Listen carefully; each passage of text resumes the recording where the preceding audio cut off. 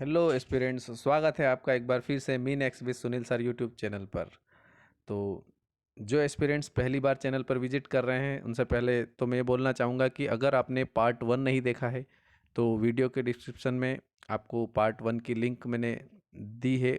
वहाँ जाकर आप पहले पार्ट वन देखिए, उसके बाद फिर इस पार्ट को देखिए तो आपको ज़्यादातर चीज़ें अच्छे से समझ में आएंगी। दूसरा, जिन लोगों को लगता है कि मैं जो क्वेश्चन लेकर आ रहा हूँ वो आपको कठिन लग रहे हैं, तो देखिए आजकल एग्ज़ाम्स का लेवल ही अ, अच्छा खासा आता है, पेपर बहुत टफ बनते हैं। तो उन सबको देखकर मैं क्वेश्चंस थोड़े लेवल के लेकर आया हूँ। इसलिए इस लेवल तक का तो हमें पढ़ना ही पड़ेगा। और जिनको लगता है कि 80 से 85% क्वेश्चन के आंसर अगर आपके सही जा रहे हैं तो समझ लीजिए कि आपका भूगोल अच्छा है। लेकिन जो ये मानते हैं कि नहीं उनका भूगोल बहुत अच्छा है, तो फिर आपके लिए चैलेंज है कि जितने भी क्वेश्चन हैं इनके आप 80 to 85% क्वेश्चन के सही आंसर बना दीजिए। अगर आपने सही आंसर दिए तो समझ लीजिए कि आपका भूगोल अच्छा है, और अगर आप 50% क्वेश्चन तक ही सही उत्तर दे पा रहे हैं तो समझ लीजिए आपको बहुत कुछ सीखने की ज़रूरत है। तो आप कंटिन्यू कीजिए हमारे चैनल के साथ, आपको हम सारी चीज़ें सिखाएंगे और बाकी आगे आने वाले वीडियोस में आपको सारी चीज़ें हम प्रोवाइड करेंगे। चलिए आगे बढ़ते हैं।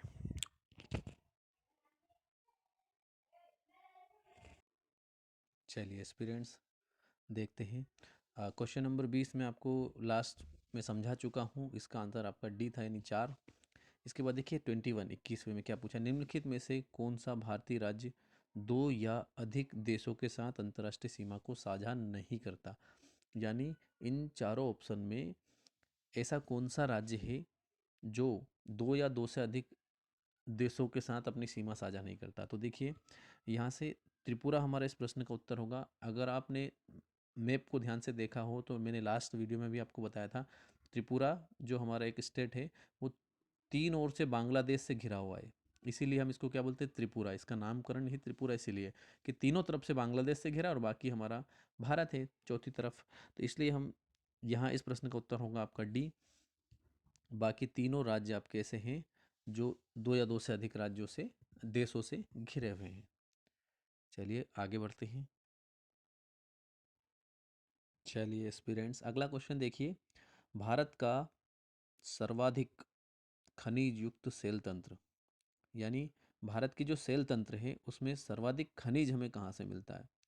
तो धारवाड़, विंध्य, कुडप्पा और गोंडवाना। तो इस प्रश्न का उत्तर होगा हमारा धारवाड़ तंत्र। तो पहले हम ये समझते हैं कि धारवाड़ तंत्र और विंध्य तंत्र और ये कहाँ पर स्थित है। तो एक मोटा मोटी मैं आपको बता देता हूँ, थोड़ा एक समझ में आया आपको मैप के थ्रू। देखिए जैसे मान लीजिए हमारा भारत है, ठीक है, वैसे ही जनरल बना रहा हूँ मैं आपको तो थोड़ा समझ में आए ना। तो विंध्य तो आपको समझ में आता है कि जो मध्य प्रदेश है हमारा, उस मध्य प्रदेश में जो विंध्याचल श्रेणी है, ये विंध्य हो गया, इसमें कोई समस्या नहीं होती आपको। इसके बाद देखिए, अब हम बात करते हैं गोंडवाना। तो गोंडवाना समझने में आपको बहुत आसान लगेगा अगर हम मध्य प्रदेश का नक्शा बनाएं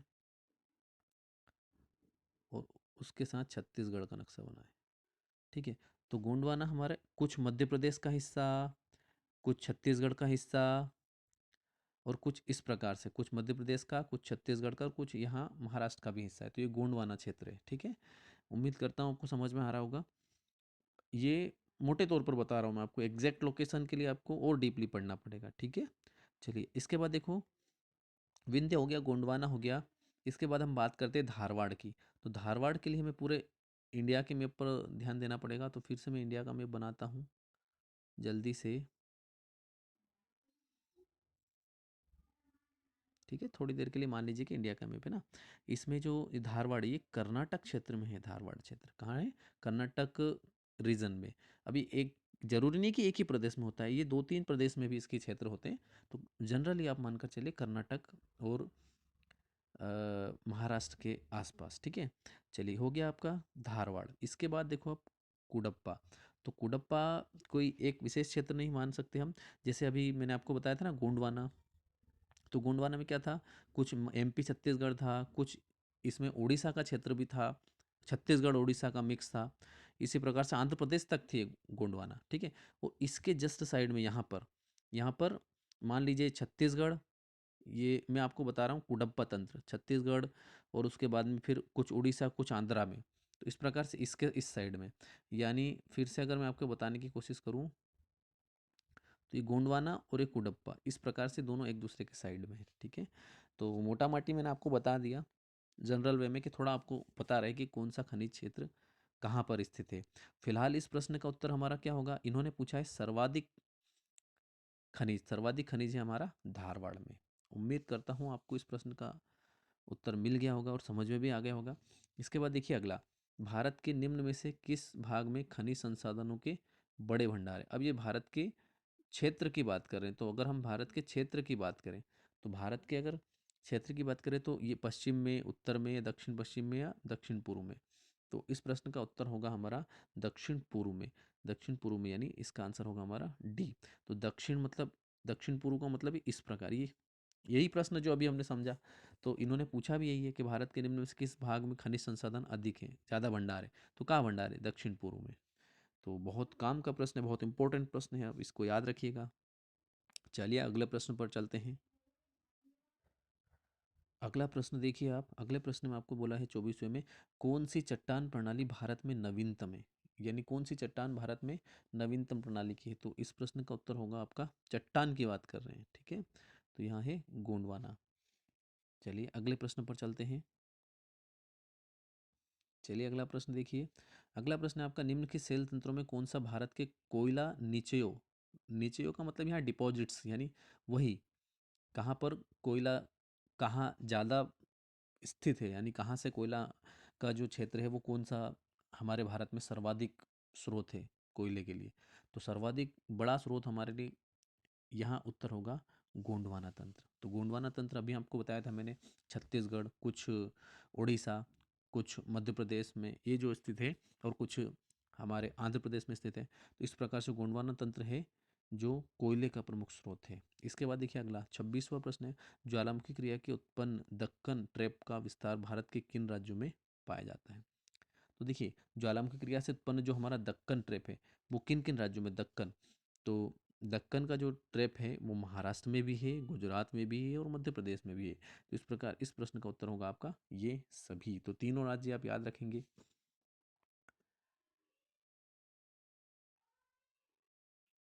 अगला प्रश्न देखिए, इसमें बोला निम्नलिखित में कौन सा एक युग्म सही सुमेलित नहीं है। ये नहीं हमें एग्जाम में नहीं दिखाई देता है, हम सीधा सोचते हैं निम्नलिखित में से कौन सा एक युग्म सही, और सीधा ये बोल देते हैं पहला सही।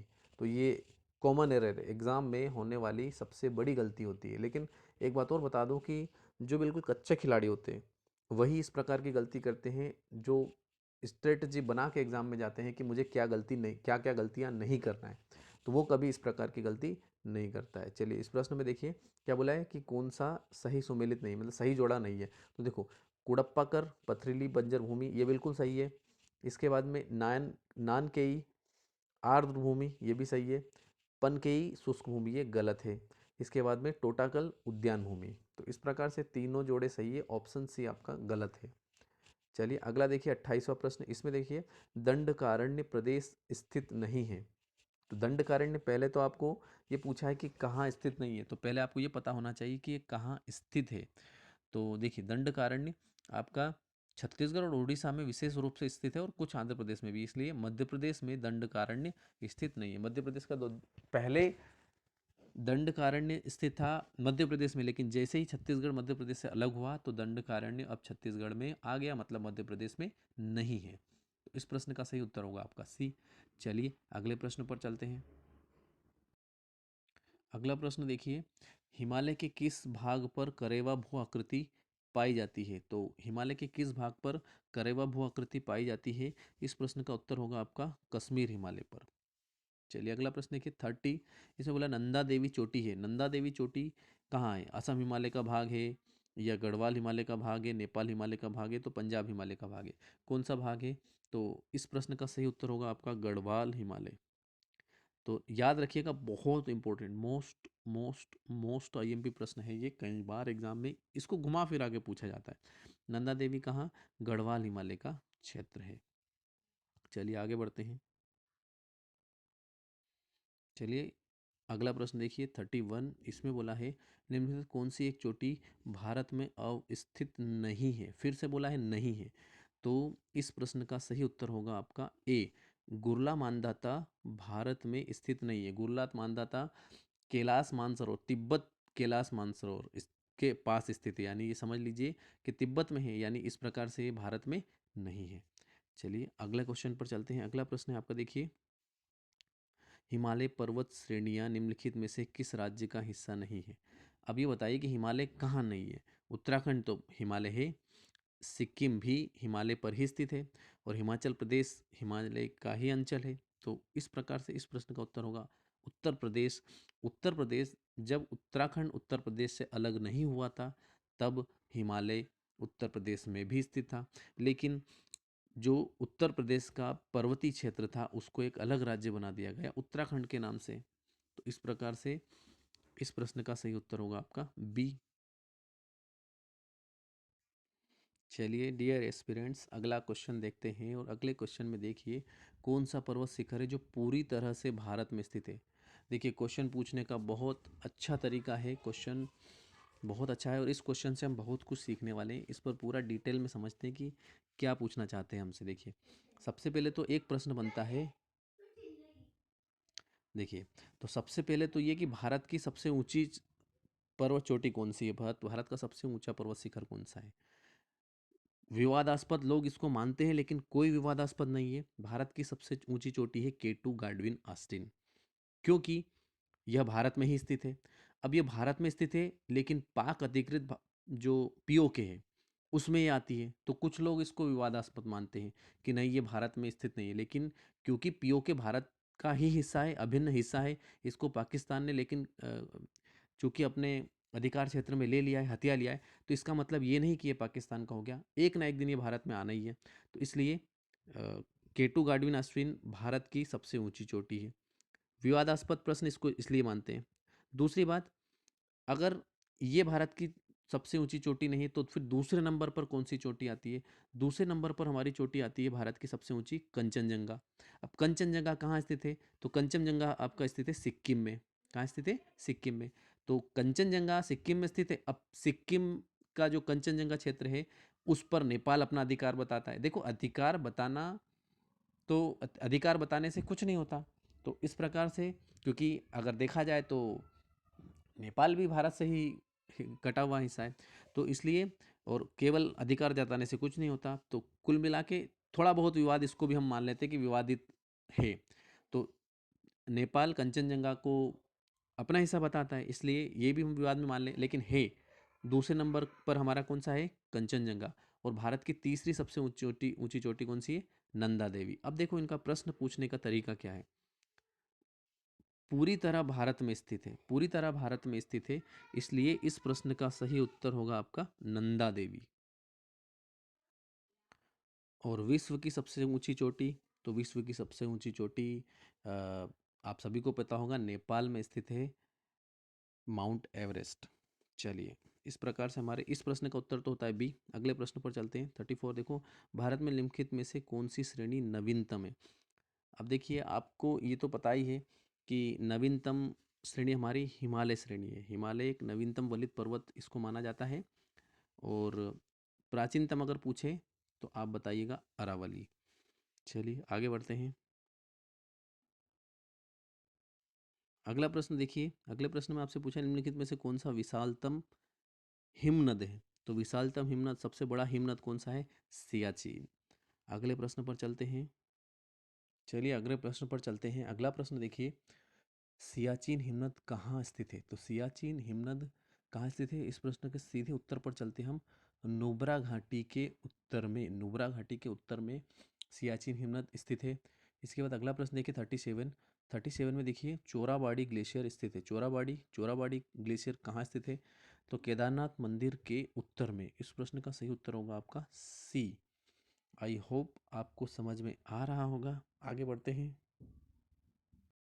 अगला प्रश्न देखिए 38। इसमें बोला है निम्नलिखित हिमनदों में से कौन सा उत्तराखंड के कुमाऊं प्रक्षेत्र में, कुमाऊं क्षेत्र में अवस्थित है। यानी कुमाऊं क्षेत्र में कौन सा अवस्थित है, तो इसका आंसर होगा आपका मिलाम। अगला देखिए 39, किन दो पर्वत श्रेणियों के मध्य कश्मीर घाटी स्थित है? तो कश्मीर घाटी याद रखिए, बहुत इंपॉर्टेंट प्रश्न है आपका। वृहद हिमालय और पीर पंजाल, इस प्रश्न का उत्तर होगा। कश्मीर घाटी कहाँ स्थित है? वृहद हिमालय और पीर पंजाल के बीच। अगला प्रश्न देखिए, इस प्रश्न में आपको बोला है नेलांग घाटी किस राज्य में स्थित है? नेलांग घाटी किस राज्य में स्थित है? तो नेलांग घाटी है आपकी उत्तराखंड में। इस प्रश्न का उत्तर होगा कहाँ? उत्तराखंड में। नेलांग घाटी उत्तराखंड में स्थित है। इसके बाद 41 देखिए, भारत में शांत घाटी किस राज्य में स्थित है? तो भारत में शांत घाटी कहाँ स्थित है? केरल में। शांत घाटी केरल में स्थित है।